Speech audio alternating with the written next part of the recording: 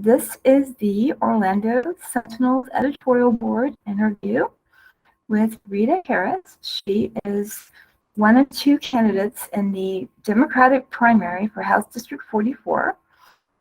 There are no Republicans, so the winner of this race will go on to be the representative, and I believe that means that Republicans get to vote in this race. And so it's a very unusual Democratic primary, but we kind of live for that stuff. So we're going to spend about 15-20 minutes getting to know Ms. Harris, talking about some of the issues. And I'd like to start with the question, if you are elected, you would almost certainly be in the minority in a Republican-dominated legislature. How can you effectively serve the residents of District 44? That's a good question. So I do think that you do have to try to build relationships across the aisle. On this campaign trail, I have heard from other candidates, Republican candidates, that there is an appetite to work on things like housing affordability. So I think if my counterparts on the right come to me in good faith and want to solve an issue, I'm happy to work with them on that issue. I do believe, though, that we have to be bold in ensuring that we don't compromise on things like rights, the rights of children, for instance, in schools to have access to literature and have access to be who they are. But I do think that there are avenues where we can work across the aisle to get things done. And I am willing to do that. Like, we need to do something about the housing affordability issue, for instance. And I'm going to work with Republicans to get it done. Sure, I'll pop in here. One of the things we often ask challengers is the literal challenge they face is they basically are asking voters to toss out someone who is already there. So there's got to be a distinction. What are the things you point to that you say, I'm going to do better than the person who's there, or why voters should change course in general? Well, for starters, I live in the district. I'm not afraid to answer questions about where I live. I've lived in this district for almost 20 years, and I've lived in this house since 2009. That is one difference between the two of us. But going further, I am very bold and unapologetic lifetime champion of reproductive rights. I got my start at Planned Parenthood. I've spent my life, decades, working to ensure that people have access to not just reproductive health care, but also mental health care. And I just believe that these times right now that we're living in call for somebody who's going to stand up and fight for us. And I don't believe that my opponent has been that person. And when it comes to protecting our right to choose, I don't feel like we can trust our opponent. One of the big issues that's going to be facing the legislature in the coming years is that probably starting next year, the voluminous flow of federal money that has been pouring down over the past 2 years or so is going to start to dry up. And some people are worried that that's going to leave Florida right on the edge of a budget cliff. What measures should the legislature be taking in the coming session and in the future to avoid having to make some very difficult decisions in terms of okay, that's a great question. We have to find ways to bring in money. And I think one of the things that Florida could be on the cutting edge of is green energy. I mean, we are literally the Sunshine State. We are going to be incredibly impacted by climate change. So it is dealing with two issues at one time: creating a new green infrastructure that will bring money to the state, good paying jobs to the state. We already lead in tourism. We already lead when it comes to the space industry. Now we can lead when it comes to green industry. So I think that we have to be creative in ways of bringing money into the state. And that is one way that we could really do it. But it's going to take admitting that there is a climate issue, and then be willing to invest. And sometimes you have to invest in order to get dividends. And so I think investing in a green structure now would pay dividends later. Well, since you mentioned both tourism and sort of revenues, there's been a lot of debate through the years on how hotel taxes, tourism development taxes should be spent, whether they should be spent as they primarily have been in Central Florida, primarily to support more tourism through things like Visit Orlando and the Convention Center, or whether diversified spending should be allowed. Do you have any thoughts on that?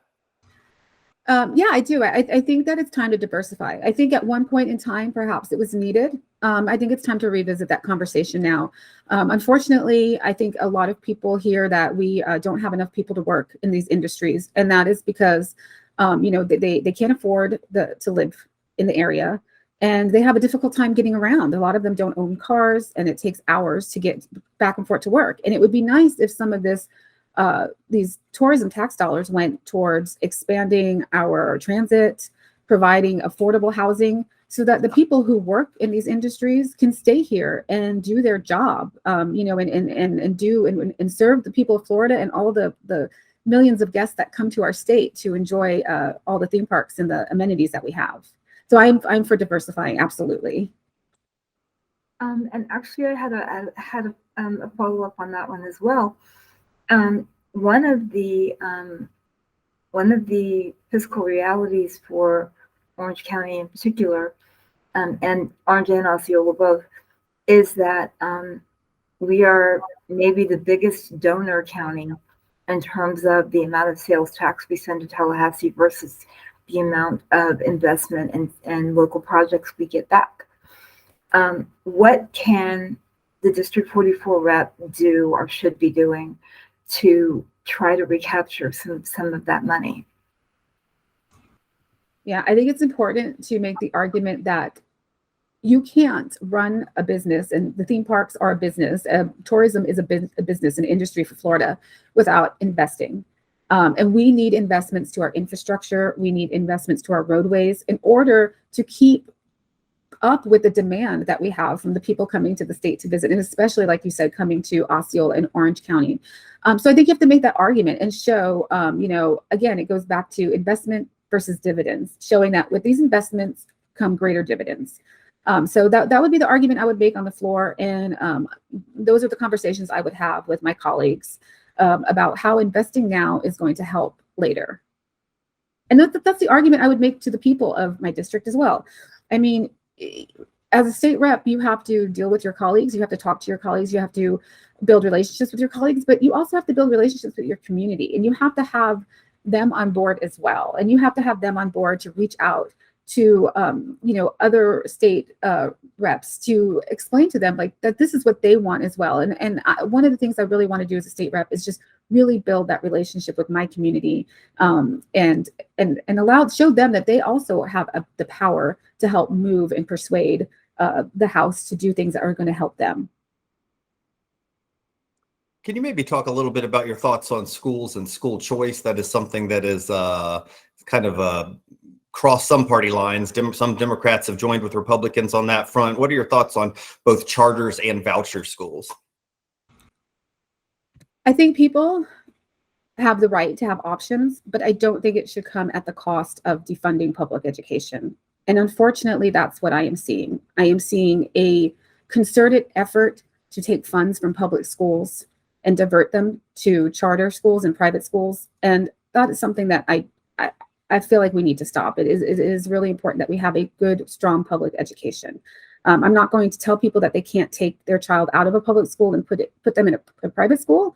But I certainly don't think that we should be taking funding from public schools and putting them in private schools. I'd like to ask you, you brought up housing, and obviously in Orange County, that has been determined to be a crisis, not quite an emergency. What do you think, if anything, the legislature should consider when looking at the Sadowski Fund, assuming that going forward they do keep the money, would toward housing, do you agree with the two programs that it's currently being split between, the ship and the sail program? Do you think those are effective options for Florida right now?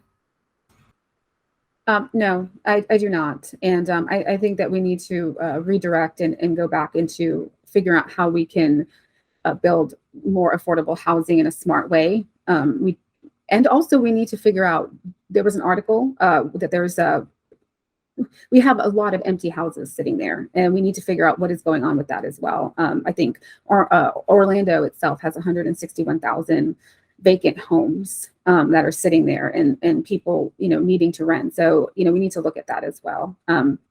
Yeah, the affordable housing is that, when I knock doors, that is the number one issue, that and property mortgage. And I think they kind of go hand in hand. I know that the increase in mortgages are, they're passing that down. So small property owners who maybe just rent a few houses, or maybe their second home they rent, they're also getting hit with increased property insurance rates. So I think that that's the kind of crisis where we need to look in different avenues. We need to look at property insurance. We also need to look at how we can create more affordable housing, and how we can create some sort of short-term answer to this that will stop what's happening, and then a long-term answer to continue on how we can address this. And just to And I follow know- up, Oh, go ahead. Yeah. yeah, just to follow up, what then do you think that the legislature should do with how the Sadowski funds are spent? I think that they should ensure that they are being spent to help people afford to be able for people to stay in their homes. People are losing their homes, or they're having to make choices between having a car, or being able to pay their rent. And I think there needs to be some sort of rental assistance in the meantime to help people, so that they can stay in their homes while we work on a long-term solution that will help people. I know we are running out, getting close to the end of the time, but one question I've often asked multiple candidates, and I will only ask you because you're the only one here, is I'm sure you've gotten a number of endorsements, but for viewers who might be looking for, a seal of approval, which one or two endorsements sort of means the most to you that you've accumulated so far? Yeah, that's a hard question to answer, because they all do mean a lot, especially as a first-time candidate. I would say Ruthless Florida meant a lot, because I've kind of run in that pro-choice space, being very bold on the right to choose. And I will also say the AFL-CIO. My grandfather was local 3 in New York, IBEW. My father was a union worker.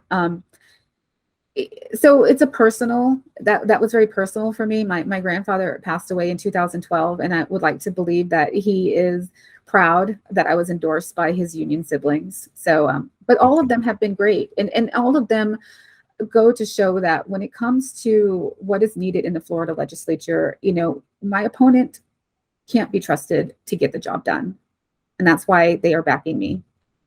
Okay, thanks. Sounds like you're segueing into a final statement anyway. Yeah, well, actually, I had one very short Sure. question, and it's one you might not feel comfortable answering, but I thought I'd ask. Are you supporting, or can you tell us who you're supporting in the governor's primary? Well, I think we have 2 great candidates, right? But I was endorsed by Congressman Charlie Crist.